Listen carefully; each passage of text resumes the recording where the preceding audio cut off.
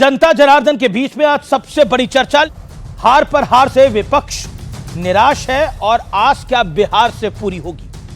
और बिहार में सीएम उम्मीदवार को लेकर एनडीए में जबरदस्त कंफ्यूजन है, कौन किसका खेला करना चाहता है। दूसरा तीसरा महत्वपूर्ण पॉइंट, आम आदमी पार्टी की कट्टर ईमानदार वाली छवि समाप्त हो रही है।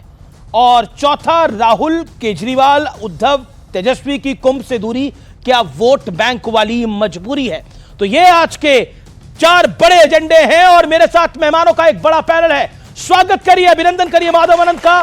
प्रवक्ता है आरएलएम के डॉली शर्मा, प्रवक्ता है कांग्रेस पार्टी की, ऑफिशियल प्रवक्ता कांग्रेस पार्टी की।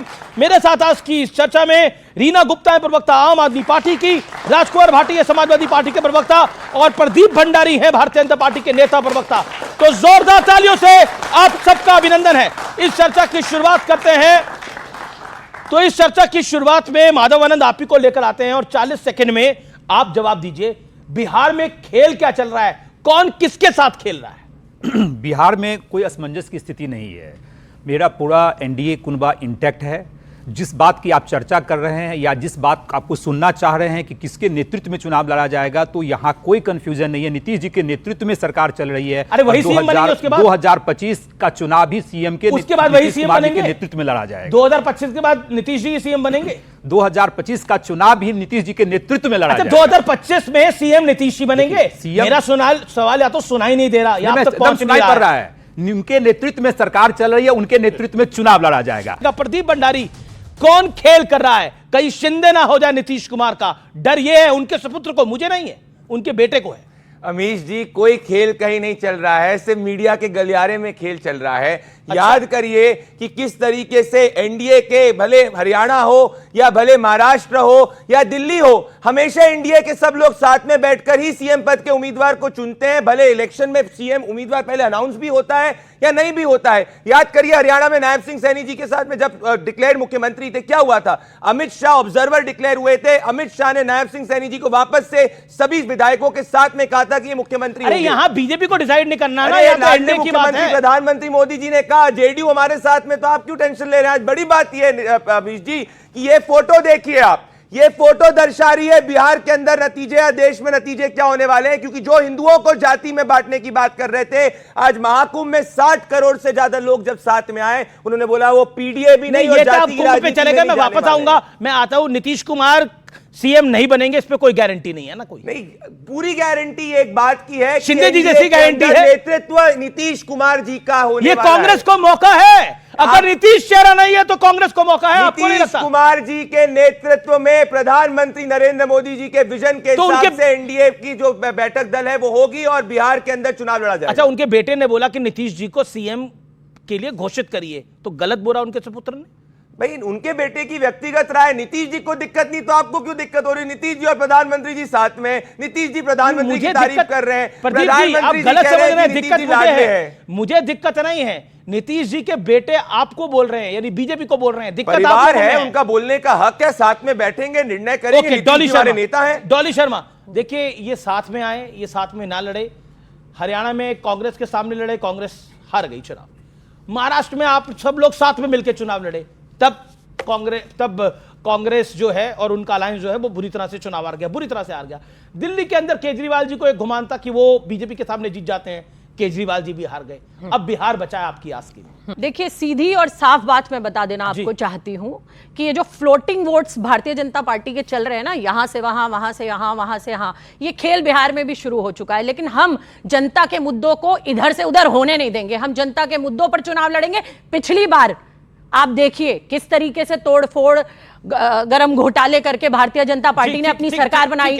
तो इस बार भारतीय जनता पार्टी के इन मंसूबों को हम वहां पर पूरे नहीं होने देंगे। ओके, आप फ्लोटिंग वोट आपका काम करते हैं, ये लगातार आ रही है। देखिए ये बात कर रही भाई जंगल राज की याद करिए, जब हर 6 घंटे में एक महिला के साथ दुष्कर्म होता था लालू जी के शासन में। पहले इनको ये तो क्लियर करिए कि तारिक अनवर क्या कह रहे हैं। तारिक अनवर कह रहे हैं कि भाई अलायंस हो या ना हो इनको नहीं पता। इनके कांग्रेस के जो पर्यवेक्षक है, जो इंचार्ज है, वो कह रहे हैं अगर कांग्रेस पार्टी में आपसी गुटबाजी बिहार के अंदर होगी तो चुनाव हार जाएंगे। तो पहले इनको कहिए अपनी फिक्र करें। हम चुनाव विकास पे लड़ रहे हैं। इसका मतलब 8,002 महिलाओं की हम फिक्र ना करें। जंगल राज के खिलाफ लड़ रहे हैं। 8,002 महिलाओं के जो खिलाफ केस है उन पर आप मुझसे वीडियो। सवाल ना करें। तेजस्वी जी क्या कह रहे थे? हमको तो सिर्फ मुसलमानों की चिंता है, तो ये तुष्टीकरण कर रहे हैं, हम विकास की बात कर रहे हैं। तुष्टीकरण आप कौन से कर रहे विकास हैं? की बात कर रहे हैं? ओके ओके, तुष्टीकरण आप लोग कर रहे हैं। अब मैं आता हूं एक बड़े इंपॉर्टेंट मुद्दे के ऊपर जिस पर बहुत चर्चा है। डॉली जी, राहुल जी, प्रियंका जी कुंभ में स्नान करने के लिए क्यों नहीं गए? जब आपके प्रदेश अध्यक्ष अजय कुमार राय साहब ने ये ऐलानिया बोला मीडिया के सामने, मैंने बाइट को प्ले भी करा और कहा कि वो जल्दी आने वाले हैं और तारीख भी उन्होंने तो अनाउंस कर दी थी कि 21-22 फरवरी को आप आएंगे, आ जाएंगे, लेकिन पहुंच क्यों नहीं पाए? 45 दिन में 45 मिनट का समय नहीं निकल पाया कुंभ में, महाकुंभ में, त्रिवेणी में। अमीर जी, ये किसी का भी निजी निर्णय हो सकता है। बहुत सारा सनातन धर्म बहुत विशाल है और बहुत सारे लोग हैं। ये 63 करोड़ लोगों का आंकड़ा दे रहे हैं, लेकिन बहुत सारे लोग ऐसे हैं। यहां बच्चे बैठे हैं, बता दें मुझे कितने लोग गए हैं कुंभ में, कितने नहीं गए हैं? राहुल गांधी जी बहुत सारे लोग जो हाथ नहीं उठा रहे वो नहीं गए, लेकिन क्या सनातनी नहीं है? नहीं, मैं क्या सनातनी नहीं है? अजय राय जी, आप मुझे इस बात का जवाब दीजिए अमीश जी, क्या सनातनी नहीं है वो जो लोग गए नहीं है? बिल्कुल सनातनी है। तो फिर मेरा प्रश्न ये निजी निर्णय है। अजय राय जी ने कोई जाए या ना जाए। मैं खुद गई हूँ कुंभ में, बिल्कुल अच्छी बात है। मेरे प्रदेश अध्यक्ष गए हैं, ठीक है। जो नहीं गए हैं उनका निजी बीजेपी विषय बना रही है। क्या निजी निर्णय है? आपने देखा बीजेपी के प्रवक्ता क्या कह रहे थे? अभी बाइट चल रही थी। अमीश जी, मैंने क्या कहा आपको? बहुत सारे करोड़ों लोग जो नहीं गए हैं, क्या वो सनातनी नहीं है? तो अजय राय जी ने मुझे जवाब दे दीजिए। मैंने बिल्कुल जवाब देने दे रहा हूं मैडम। अजय राय जी ने घोषणा क्यों करी? वो राहुल जी आ रहे हैं। देखिए, आतिशी जी ने भी घोषणा कर दी कि आ रहे हैं।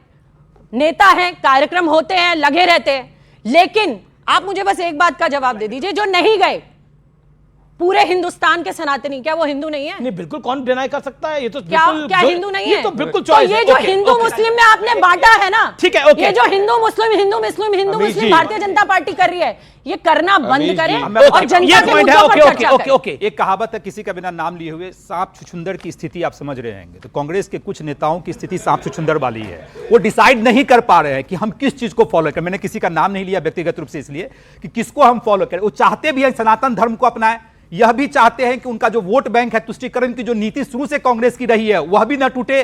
तो उस स्थिति में सांप छुछुंदर की स्थिति के कारण वो लोग बयान कुछ देते हैं, लेकिन धरातल पे जब आता है तो स्नान नहीं करते हैं। यही स्थिति कांग्रेस की है। ओके, राजकुमार भाटी, एक सेकंड में आ रहा हूं। राजकुमार भाटी, आपके पास आता हूं। क्या आपको लगता है कि कुंभ में ऐलान करके स्नान ना करने के लिए जाना वो एक पॉलिटिकल विषय हो सकता है? और जिस तरह से उसको पॉलिटिकल विषय एनडीए बना रहा है, देखिए बिहार में जेडीयू भी इस पे बोल रहा है, महाराष्ट्र में शिवसेना शिंदे गुट भी इसको बोल रहा है और बीजेपी तो बोल ही रही है। अभी माधव जी सांप छछूंदर का उदाहरण दे रहे थे। सांप छछूंदर कुछ भी करें, लेकिन बिल्ली को पूछने का अधिकार नहीं है कि क्या करना है।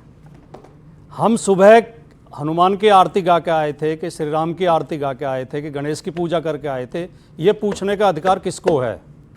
आस्था निजी होती है। मैं किसकी पूजा करता हूँ, कैसे करता हूँ, किस तरीके से करता हूँ, ये मेरा अधिकार है।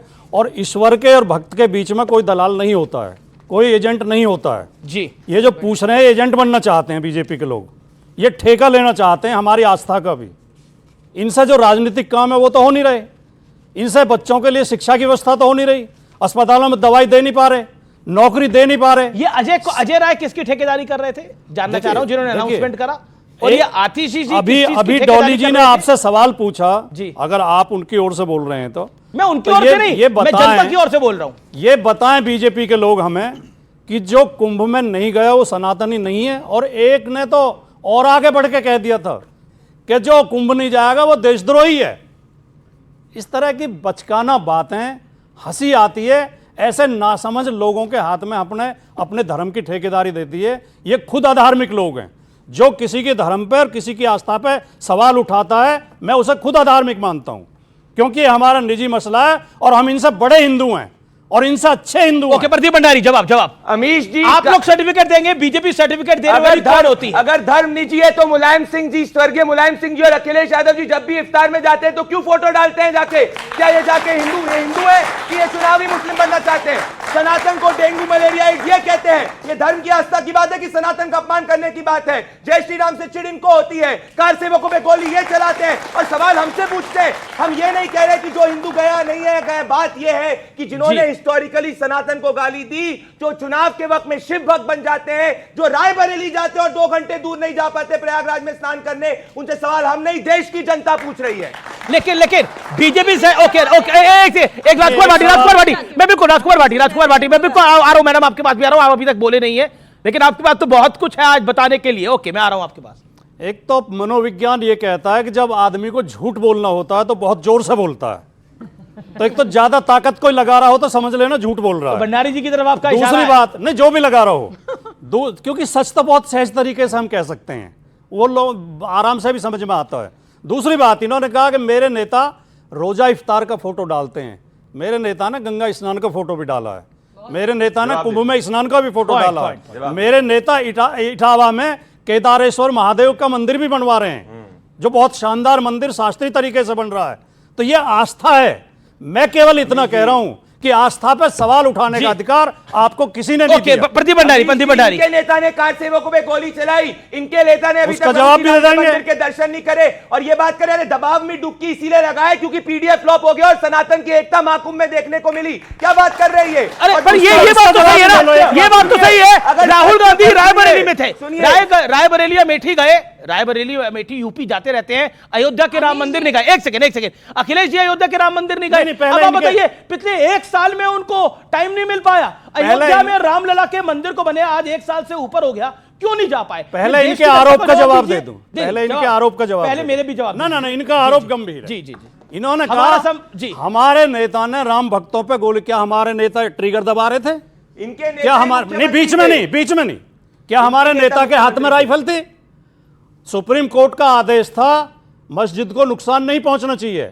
हमारे नेता मुख्यमंत्री थे मुलायम सिंह यादव जी, उन्होंने अधिकारियों को आदेश दिया कि सुप्रीम कोर्ट के आदेश का पालन हो। राजकुमार, जिस प्रमुख सचिव ने आदेश दिया था वो आज मंदिर निर्माण समिति के अध्यक्ष हैं मिश्रा जी।